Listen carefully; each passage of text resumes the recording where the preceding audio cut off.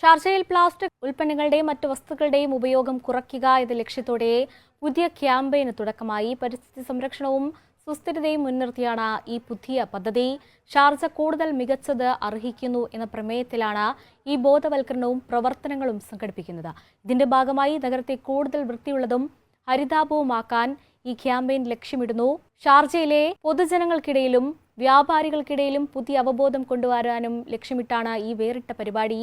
ക്യാമ്പയിന്റെ ഭാഗമായി വരും ദിവസങ്ങളിൽ നഗരത്തിലുടനീളം വിപുലമായ ബോധവൽക്കരണ പരിപാടികൾ സംഘടിപ്പിക്കും. One anchor every week, 20 years, 1,000 episodes on one TV channel. Middle East this week, an Elvis Chummar TV show. Exclusively on Jai Hind TV. Stay tuned for the 1,000 countdown.